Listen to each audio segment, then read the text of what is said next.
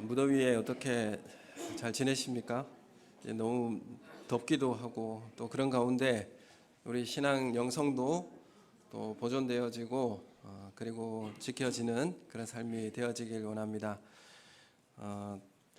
요즘에 재난의 일들도 많이 일어나고 있고 또 지구 온난화나 이런 문제 때문에 재앙과 같은 그런 기후 변화도 우리 가운데 일어나고 있습니다.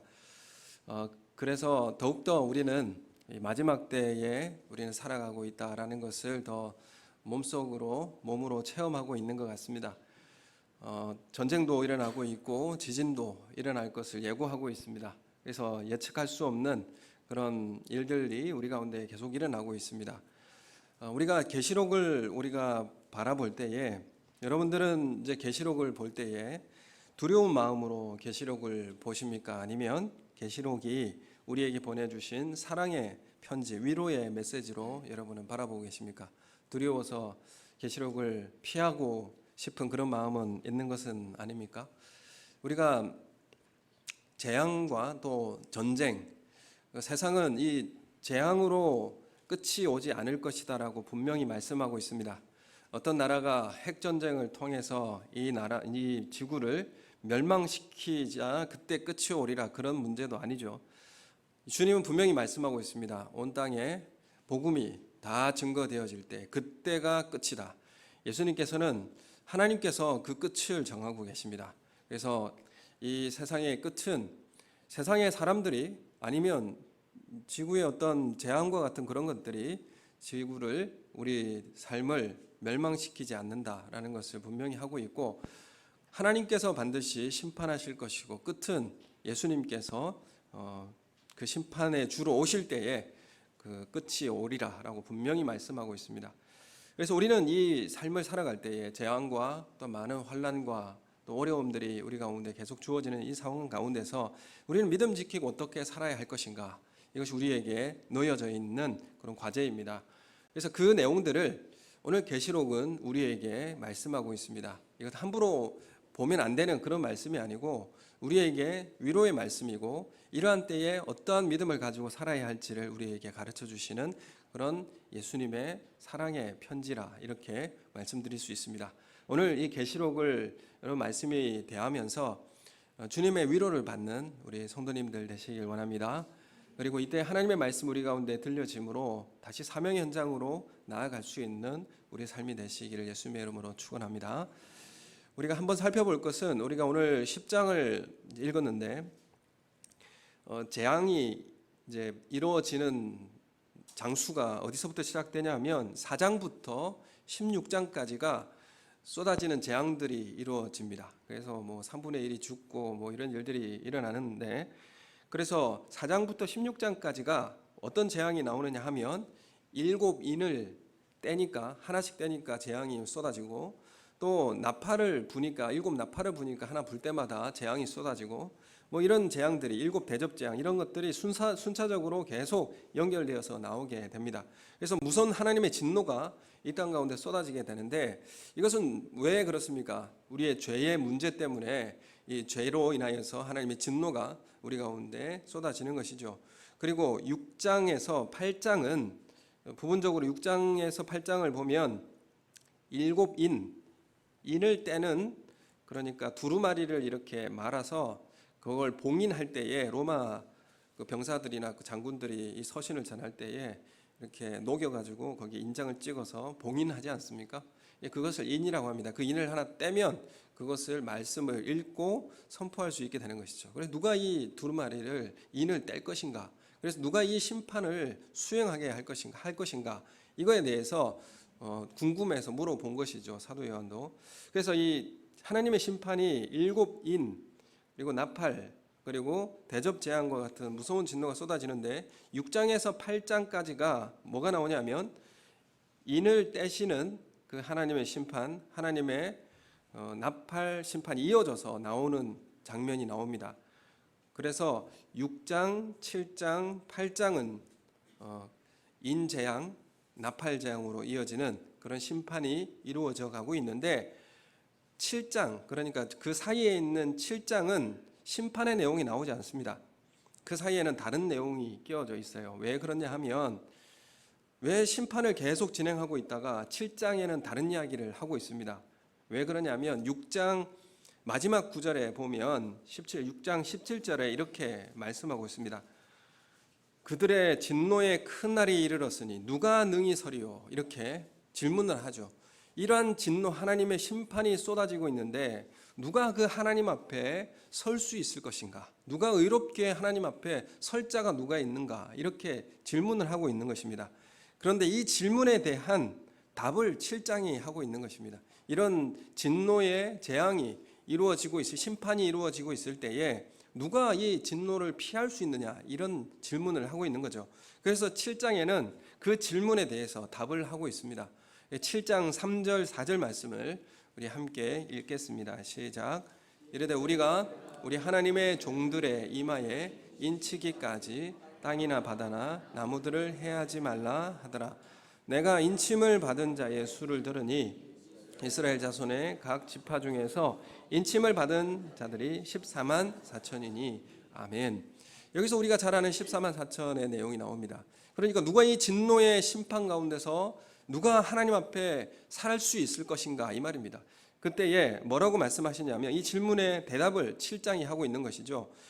어떻게 대답하고 있습니까? 하나님의 종들의 이마에 인치기까지 14만 4천 명이 다 그 수에 들어올 때까지 그들을 보호하시고 그들을 지켜주실 것이다, 이렇게 말씀하고 있는 거죠. 그 하나님의 인침받은 백성들은 이 심판에 있어서 구원을 받게 될 것이다, 하나님 앞에 서게 될 것이다, 이렇게 지금 대답해 주고 있는 것입니다. 우리가 이 14만 4천 명의 숫자에 다 차야 된다고 해서 실제로 사람 수가 14만 4천 명이 되어야 구원 얻는다고 하는 그 수에 들어와야 한다는 그 신천지 말에 속아 넘어갈 필요가 없습니다. 여기서 하나님의 인이라고 하는 것은 뭐냐면, 인이라고 하는 것은 소유를 의미합니다. 그래서 짐승들에게 오케이 목장의 그 소들은 오케이라는 사인, 그 불로 지진 것들을 엉덩이에 탁 지지지 않습니까? 인을 새기는 거죠. 그러면서 이거는 누구의 소유다, 이것을 이제 지정하는 것입니다. 이 소는 주인이 있다, 오케이 목장의 소유다, 이런 의미이죠.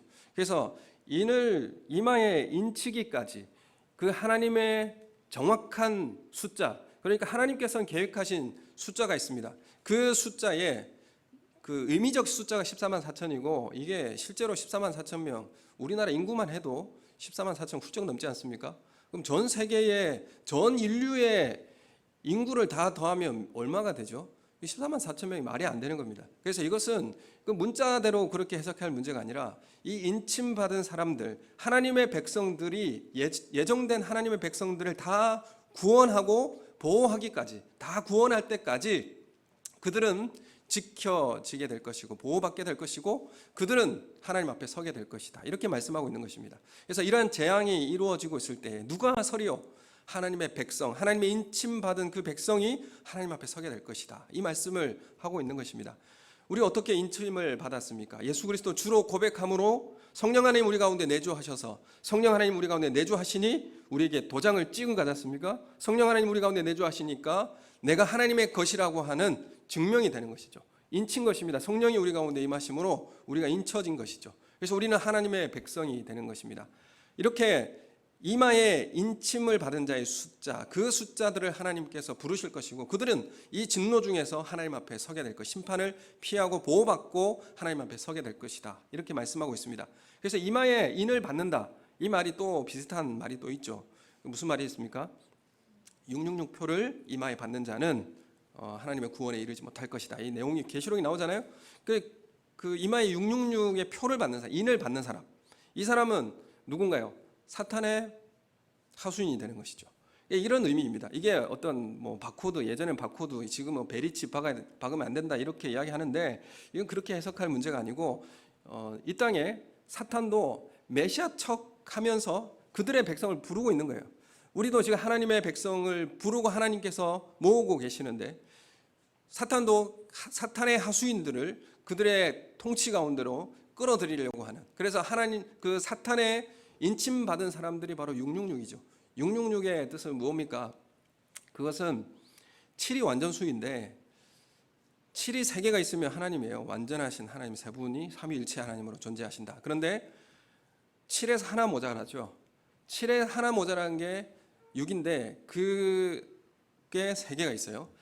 이 하나님을 모방하고 하나님 척하면서 우리에게 오는 존재가 바로 사탄입니다. 그래서 사탄은 악하게 그렇게 괴물처럼 우리에게 오지 않고요. 하나님과 같이 와요. 하나님처럼 속이며 우리에게 찾아와서 사탄의 하수인을 만들고 그들에게 끌어간다는 것이죠. 그래서 우리가 이때에 성령의 인침받은 하나님의 백성을 주님께서 구원하시기까지 명확하게 14만 4천이라고 하는 것은 하나님 정하신 숫자가 있다는 것입니다. 그 숫자는 분명히 하나님께서 거두어드릴 것이고 그때까지 하나님 보호하시고 지켜주실 것이다라고 하는 약속이 여기에 담겨져 있는 것입니다. 이 말씀에 약속을 붙들고 믿음으로 사시는 우리 성도님들 되시길 예수님의 이름으로 축원합니다. 그래서 6장에 신앙이 심판이 진행이 되면서 이 무서운 심판에서 누가 견딜 수 있는가에 대한 질문에 대해 하나님은 상징적으로 이마에 표를 받은 하나님의 자녀들에 대해서 하나님이 보호해 주시겠다라고 하는 약속을 지금 우리에게 말씀해 주고 있는 것입니다. 세상 심판에 대해 말씀을 주시다가 7장에 이런 말씀을 주시면서 하나님의 백성들인 우리에게 확신된 믿음을 갖기를 원하고 계시는 것입니다. 이런 재앙과 하나님의 진도가 쏟아지고 있는 이때에 우리는 어떻게 살아야 할 것인가, 두려워하고 떨며 살아야 될 것인가, 그런 문제가 아니라는 거죠.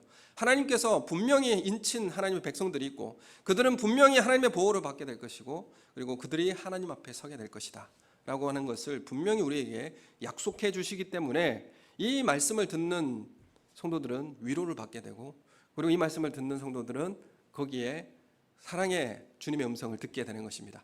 우리 성도님들이 이러한 음성을 듣게 되어지는 은혜가 있기를 소원합니다. 그러므로 우리 종말의 재앙이 임할 때 우리는 하나님의 보호하심이 있을 것을 확신하셔야 됩니다. 10장은 그래서 7장과 같이 이렇게 끼워져 있는 말씀처럼 우리에게 주어져 있습니다. 오늘 우리가 읽은 말씀은 10장인데 4장부터 16장까지 계속 재앙이 이루어지는 그런 상황 가운데서 7장에 대한 위로의 말씀이 있고요. 또 오늘 10장에 대한 위로의 말씀이 있는 거예요. 그래서 이 말씀을 통한 우리에게 주신 의도가 무엇인가에 대해서 오늘 이 말씀을 통해서 깊이 우리가 바라보기를 원합니다. 7장은 그래서 6장의 인재앙 사이에 삽입된 말씀이고 오늘 읽은 10장의 말씀은 9장에 나오는 나팔 재앙, 심판이 진행되는 마지막 즈음에 드리워진 말씀입니다. 그래서 7장은 이 진노를 이겨낼 사람이 누구인가? 하나님의 인침받은 14만 4천 명이다. 그들은 어린 양의 보혈의 피에 옷을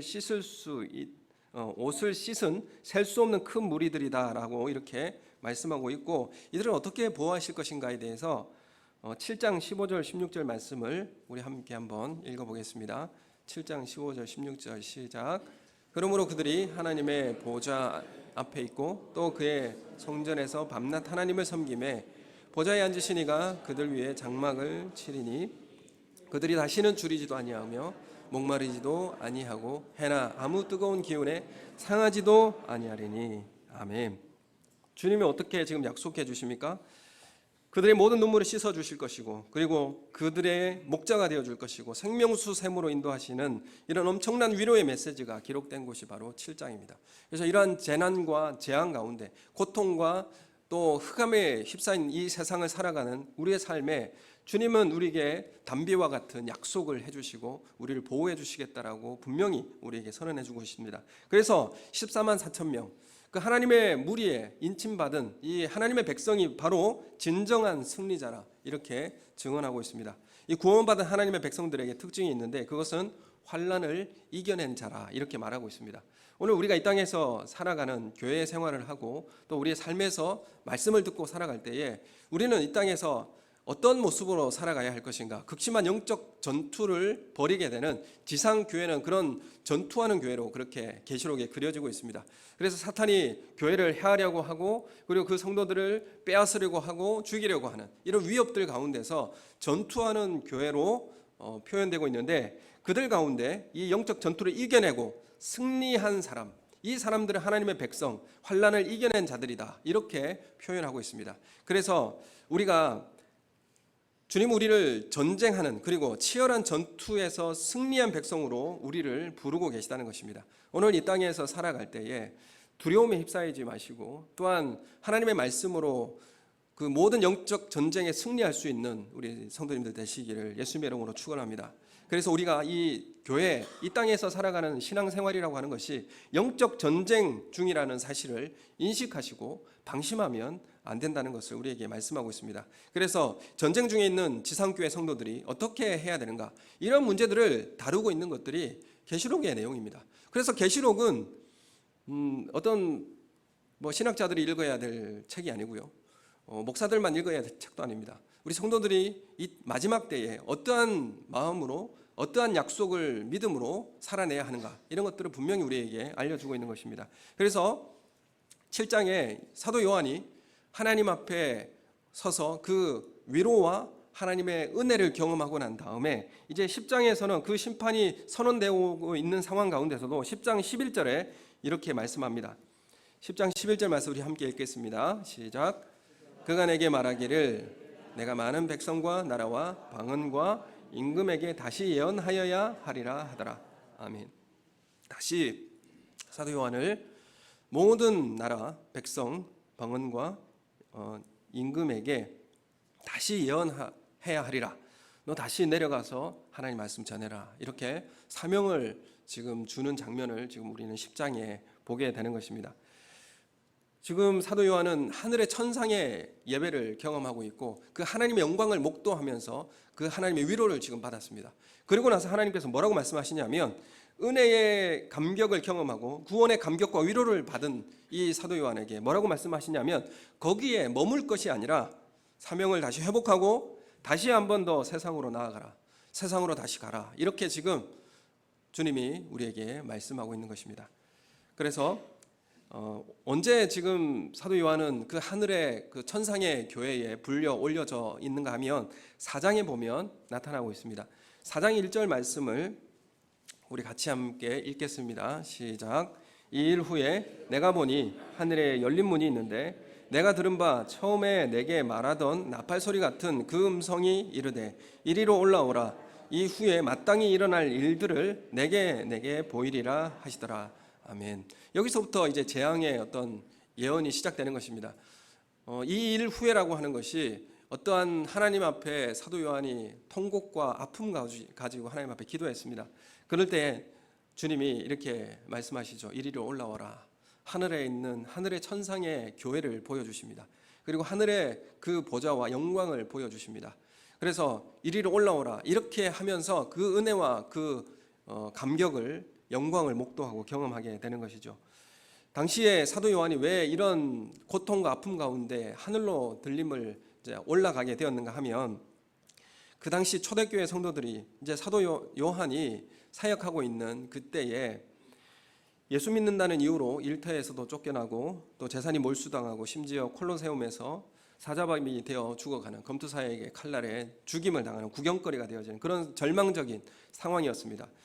자신이 담당하는 이 맡고 있는 이 목회지 교회 성도들이 예수 믿는 것 때문에 핍박받고 또 더 이상 소망이 없어 보이고 상황은 더 절망적인 상황으로 치닫고 있는 그런 상황이었습니다. 그런 상황에서 사도 요한은 가슴이 너무나 고통스러웠습니다. 내가 말씀을 전하는 것이 뭐가 이게 변화를 줄 수가 있고 무슨 희망이 있는가, 이런 절망적인 상황 가운데서 내가 하나님의 말씀을, 복음의 말씀을 증거한들 세상이 변하는 게 뭐가 있는가라고 그렇게 탄식하고 너무나 죽어가는 그 성도들을 바라보면서 고통스러웠습니다.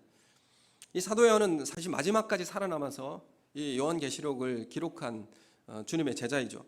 그래서 마지막까지 살아남아서 이런 것들을 봐야 한다는 것들이 너무나 고통스러웠던 것입니다. 그래서 하나님께서 정말 살아계십니까? 정말 주님이 살아계시고 역사하신다면 우리를 이렇게 내버려 두시면 안 되지 않습니까? 우리를 이렇게 외면하시면 안 되지 않습니까? 이게 정당하십니까, 하나님? 이렇게 지금 하나님 앞에 질문하고 탄식했습니다. 그런 절망 가운데, 이런 하나님 앞에 기도하는 가운데 주님이 말씀하시는 것이죠. 이리로 올라오라, 이렇게 말씀하십니다. 이 땅에 고난과 환난 가운데서 고통하고 하나님 앞에 기도하는 이 사도 요한을 이 하늘의 천상의 예배를 보여주시고 그 하늘의 천상의 교회를 목도하게 해주십니다. 그래서 그 하나님의 위로를 받게 하시고 그 하나님의 놀라운 은혜를 경험하게 합니다. 그래서 현실은 충격적인 어려움에 시달리고 있는데 주님은 그 문제를 해결해 주지 않으시죠. 해결해 준다는 말씀을 하시지 않습니다. 그 말씀 안 하시고 뭐라고 말씀하시죠? 올라오라, 하늘로 올라오라, 이 영광을 네가 목도하라, 이렇게 지금 말씀하고 계시는 겁니다. 여러분, 우리가 기도해도 내가 이런 여러 가지 문제들, 고통스러운 문제들 가지고 하나님 앞에 기도할 때 주님 뭐라고 대답하실까요? 물론 그 문제도 해결해 주실 수 있지만은 그 문제를 뛰어넘는 그 하나님의 영광을 목도하기 위해 그 은혜를 경험하라고 이리로 올라오라, 그 보좌 앞으로 나아오라, 이렇게 주님 우리에게 말씀하실 줄로 믿습니다. 우리가 주님의 보좌 앞에 그 은혜 자리에 나아갈 수 있는 우리 성도님들 되시길 소원합니다. 그래서 주님이 우리에게 말씀하시는 게 뭐냐면 이 땅의 절망적을 그런 시각으로 보지 말고 위의 것을 바라보면, 그 하늘의 천상의 교회를 바라보게 되면 우리에게 위로와 격려를 받게 된다는 것입니다. 그 하나님의 그 영광과 그 위엄과 그 은혜를 경험하게 되면 그럼 우리는 위로와 격려를 받게 된다는 것입니다. 현실의 문제는 여전히 남아 있습니다. 풀리지 않는 문제도 여전히 남아 있습니다. 그러나 그 모든 문제를 덮을 수 있는 하나님의 영광이 우리에게 드리워져서 그 문제를 여전히 남아 있지만은 이겨낼 수 있는, 견딜 수 있는 힘을 주시는 것입니다. 이게 바로 주님이 우리에게 허락하시는 방식입니다. 우리가 주님 앞에 은혜를 받는 것, 그 하나님의 영광을 목도하는 것, 그 천상의 교회, 천상의 하나님의 나라를 바라보는 것, 이걸 목도하게 되면 이 땅에 여전히 문제가 있을지라도 그건 문제가 되지 않은 것이죠. 그 문제를 뛰어넘을 수 있는 힘을 우리에게 공급해 주실 줄로 믿습니다. 그래서 우리 성도님들이 어려움 가운데 하나님 앞에 기도하십시오. 그리고 하나님께서 그 기도 가운데 하늘문을 여시고 하늘 보좌를 보여주시면서 그 하나님의 영광을 목도하게 하는 그런 임재의 역사가 우리 교회 가운데 있기를 예수님의 이름으로 축원합니다.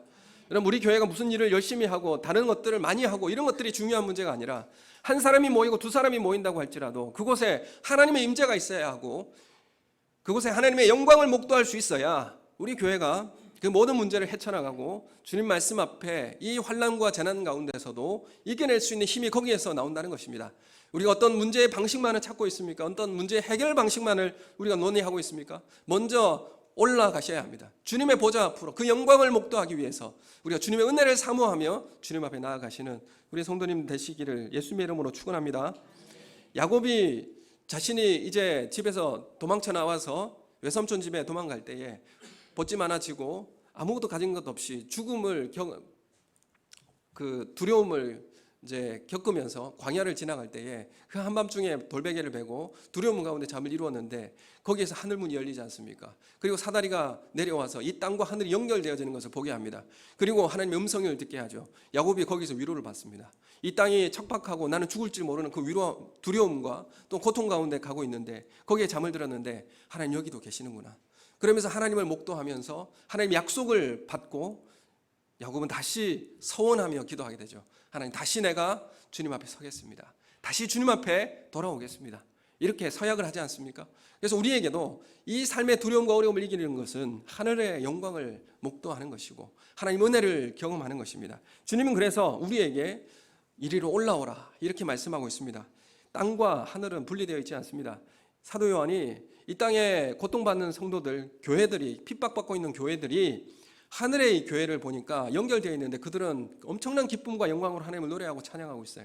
그래서 미래에 하나님께서 보여주실, 그래서 그 하늘의 나라와 지금 이 땅의 교회가 연결되어 있다는 것을 사도 요한이 목도합니다. 그래서 하늘의 위로와 영광을 경험한 요한에게 다시 세상으로 나아가라고 오늘 10장 11절에 말씀하고 있습니다. 그래서 뭐라고 말씀하고 있냐면 네가 많은 백성과 나라와 방언과 임금에게 다시 너는 예언해야 하리라 이렇게 말씀하고 있습니다. 여러분, 하나님의 임재와 은혜를 경험했습니까? 그러면 세상으로 나아갈 사명을 가지고 나아가셔야 합니다. 사명을 향해 가야 합니다. 이렇게 주님 우리에게 말씀하십니다. 7장의 은혜를 경험한 하나님의 백성이 이제 10장의 사명의 순종을 향하여서 현장으로 나아가는 것을 오늘 이 계시록 10장은 우리에게 말씀하고 있는 것입니다. 하늘의 영광을 경험하며 올라가는 것, 그리고 사명의 현장으로 내려가는 것, 이 두 가지를 잘 조화하며 우리는 신앙생활을 잘 이어가야 합니다. 우리는 사명 현장으로 내려가기 전에 우리는 주님의 은혜 가운데로 올라갈 수 있는 은혜의 자리로 찾아가시는 우리 성도님 되시길 소원합니다. 여러분, 기도의 자리, 말씀의 자리, 여러분 무덥고 정말 힘이 빠지고 정말 힘든 시절을 보내고 있지만, 그리고 여러 가지 물가 지표나 상황들도 어렵다라고 다 이야기하고 있지만, 우리가 주님의 은혜를 사모하기 위해서 기도의 자리 나오시고 말씀의 자리를 확보하시는 우리 성도님들 되시길 예수님의 이름으로 축원합니다. 그래서 사명을 갖기 위해서는 주님의 은혜를 경험하셔야 됩니다. 주님의 임재 없이 어떻게 사명을 감당할 수 있습니까? 하나님은 지금 사도 요한에게 이제 다시 세상으로 내려가서 내 사명을 감당하라, 이렇게 말씀을 다시 선포하라, 이렇게 말씀하십니다. 지금 사도 요한이 하고 있었던 것이 에베소 교회를 담당하면서 말씀을 증거하고 있었습니다. 그런데 너무나 고통스러워서 하나님께서 이리로 올라오라 말씀하셨고 위로해 주시고 하나님의 영광을 보여주셨고 그 영광을 목도하였으니, 회복되었으니 이제 다시 내려가라, 내 사명 다시 감당하라, 말씀을 전하는 사역 다시 감당하라, 이렇게 말씀하고 있는 것입니다. 당시 상황에서 사도 요한이 이 땅에 다시 내려간다고 한들 문제가 해결되었겠습니까? 사명의 가능성이 전혀 없어 보이는 그런 시대였습니다. 사도 요한이 말씀을 선포한들 그 로마의 권력과 그 제국의 그 큰 군사력이 교회와 비교하면 뭐 이렇게 비교할 수 없는 그런 시대였습니다. 그래서 로마 제국이 지중해 전역을 군사 행정력으로 지배하고 영향력을 행사하는 상황에서 힘없는 교회가 말씀을 전하라는 방법도 사실 사도 요한에게는 희망이 없어 보였습니다. 다시 내려가라고 하지만은 절망적인 상황이었습니다.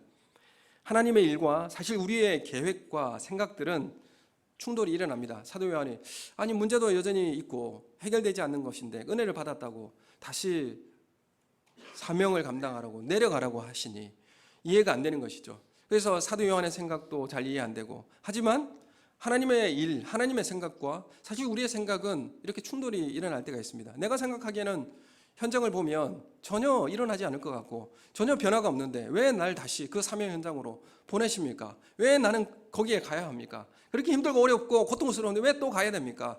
이런 질문들이 우리 가운데 있는 것이죠. 그런데 우리의 시각으로는 절망이고 이길 수 없다라고 말하지만 주님은 그렇지 않다라고 말씀하십니다. 그런데 우리는 결국 누구의 생각이 옳았는지 우리는 알고 있습니다. 로마의 긴 그 역사적 현장을 바라보면서 결국 누구의 생각이 옳았습니까? 말씀은 로마를 점령했습니다. 그리고 우리가 가지는 이 교리체계, 우리가 가지고 있는 칭의론과 같은 이런 교리체계는 서로마 교회를 중심으로 한 교리입니다. 그래서 동로마, 서로마로 갈라지고 동로마는 동방정교회가 되고 서방교회가 서로마, 서방교회가 우리 유럽이나 영국이나 미국으로 와서 또한 그 교리가 또한 우리 말씀이 우리에게 전파되어지게 된 것이죠. 하나님은 그 말씀을 통해서 로마를 변화시키고 그 말씀을 통해서 우리에게까지 말씀이 증거될 수 있도록 주님의 말씀은 이렇게 역사하신다는 것입니다.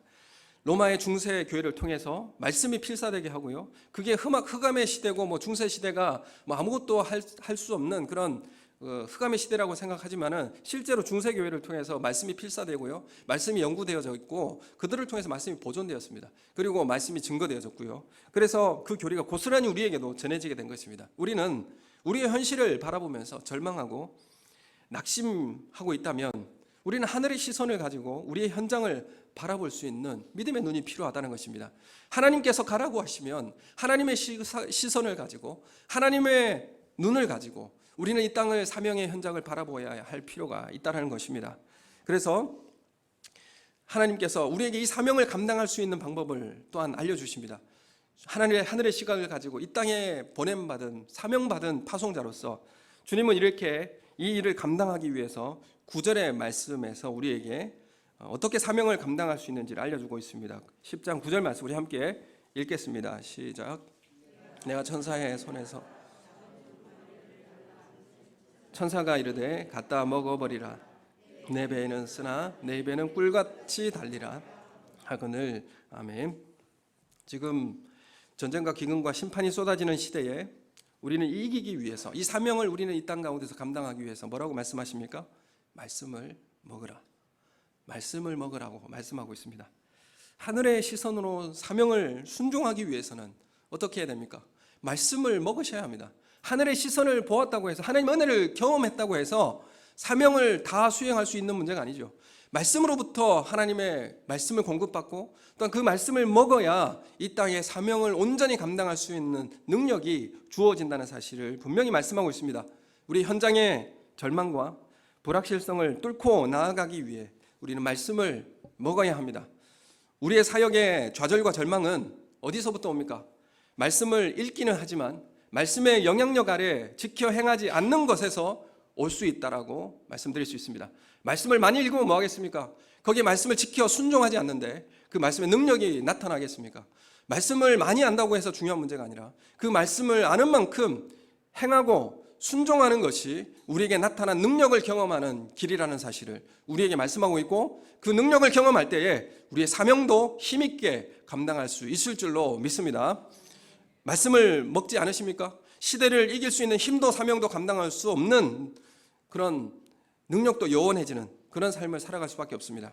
그래서 이 말씀에 사도 요한에게 예언하리라가 아닌 다시 예언하리라 이렇게 말씀하고 있는 것인데, 우리는 다시 세상을 향해 다시 예언하는 일이 회복되기 위해서 우리가 절망과 또 문제점들, 어려움 가운데서 그만두고 싶다, 뭐 해봐야 뭐 되는 것도 없는 것 같고, 그런 과정 가운데서 다시 하나님의 사명을 회복하기 위해서는, 다시 주님의 말씀을 사명을 회복하기 위해서는 주의 말씀을 먹어야 하는, 예언하는 일이 회복되기 위해서는 하나님의 말씀에 대한 허기가 다시 회복되어져야 합니다.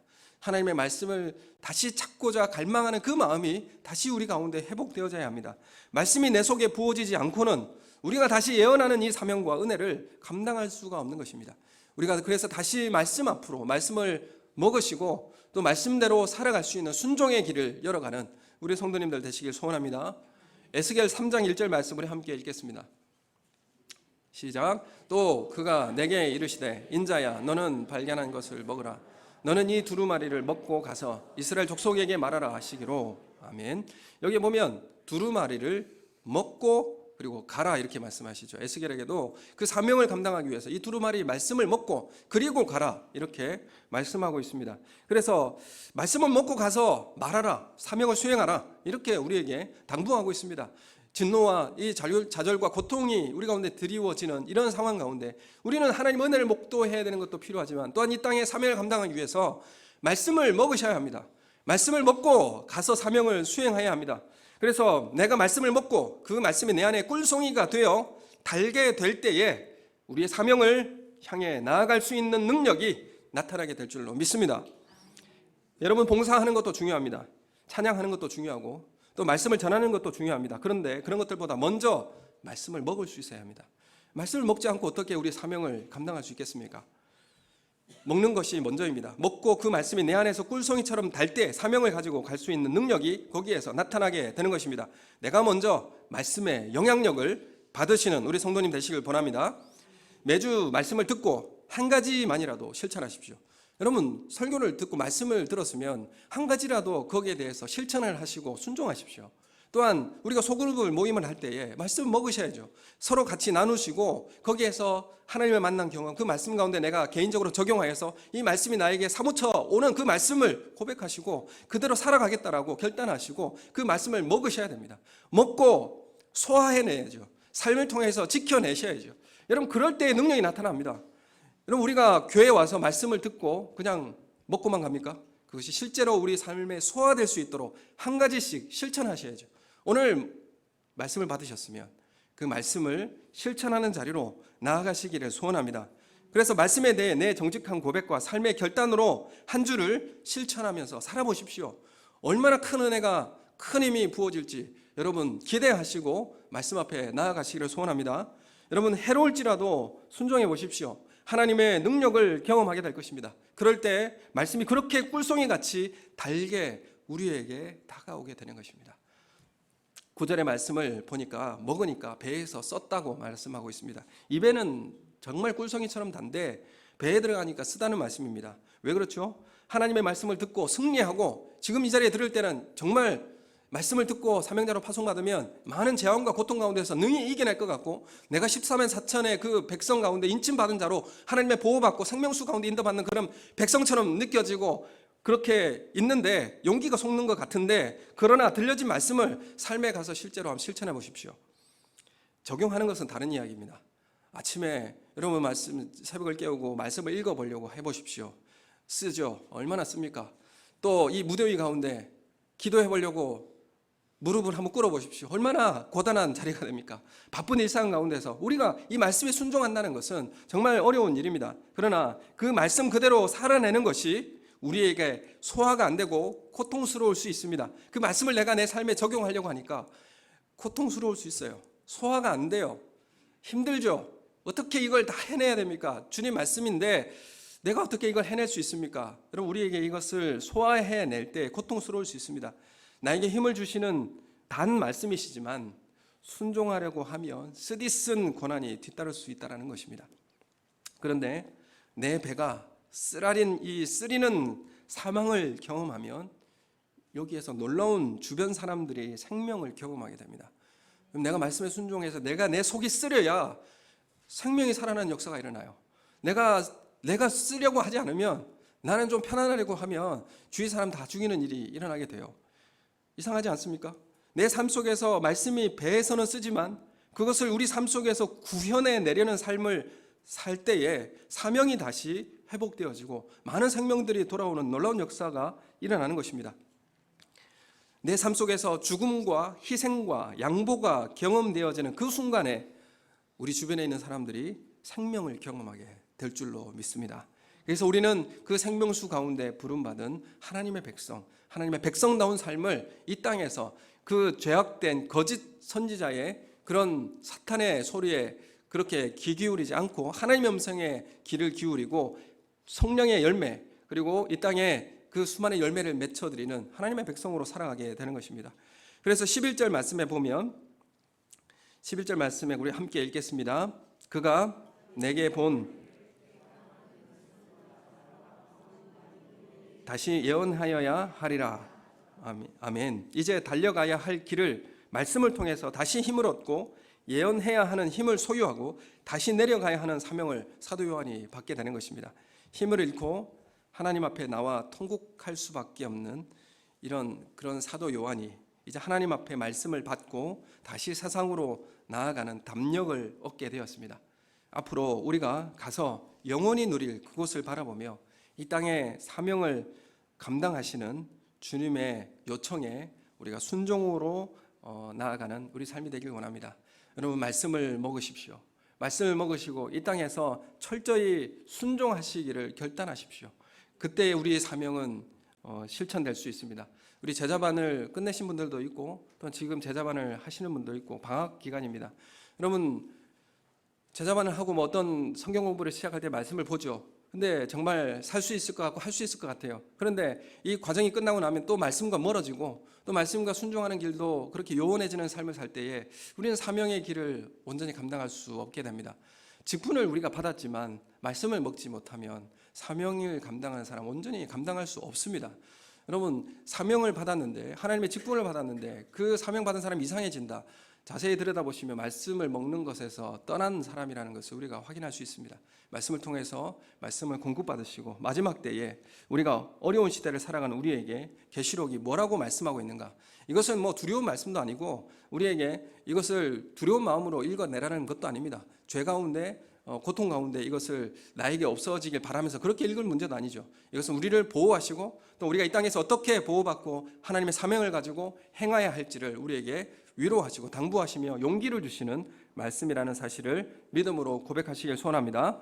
오늘 우리는 마지막 때에 재림의 확실성과 긴박성을 이해하고 우리 말씀을 먹으셔야 합니다. 우리 주님 다시 오시는 그날을 기대하고 계십니까? 오늘 밤이라도 주님이 오신다면 기쁨으로 주님 맞이하실 준비가 되셨습니까? 말씀으로 준비하고 계십니까? 하나님 말씀 가운데 우리의 삶을 준비하고 계십니까? 우리의 삶이 정말 주님 앞에 준비되어지고 마지막 때에 주님 앞에 기쁨으로 나아가는 우리 성도님들, 우리의 마지막 종말, 이 종말은 우리 교회의 우리 인류의 종말일 수도 있고요. 나의 개인의 종말이 나에게 들이올 수 있습니다. 개인의 종말은 죽음이죠.